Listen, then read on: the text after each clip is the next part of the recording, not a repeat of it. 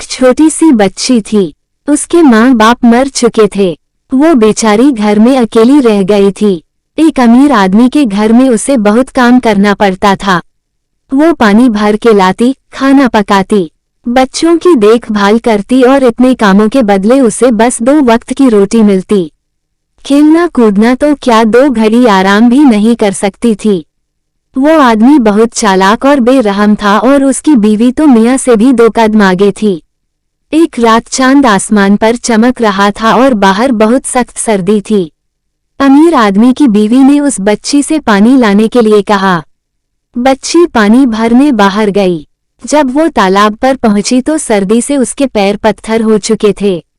तालाब का पानी भी ऊपर से जमा हुआ था। बच्ची ने बर्फ में सुराख किया और पानी की बाल्टी भरकर घर अब वापस आने लगी। घर के करीब पहुंचकर वो गिर पड़ी और सारा पानी बह गया। बच्ची घबरा गई। वो खाली बाल्टी लेकर घर नहीं जा सकती थी। वो दरवाजे पर खड़ी खौफ से कांप रही थी। आसमान पर चमकता हुआ चांद हंस रहा था। बच्ची ने चांद से कहा, चंदा मामू, देखो तो मैं कितनी दुखी हूँ। मेरी मदद करो, मुझे इन जालिमों से बचाओ, ये तो मुझे मार डालेंगे।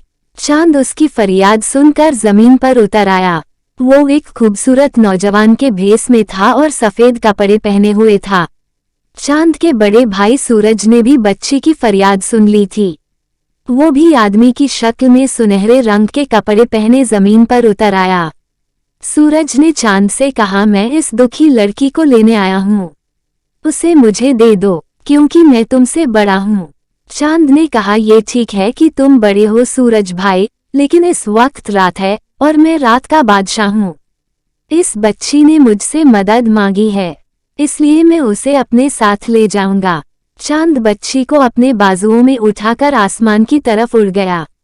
जब से वो नन्ही बच्ची चांद में रहती है। जब तुम 14वीं का पूरा चांद देखोगे तो उसमें वो हंसती गाती नजर आएगी।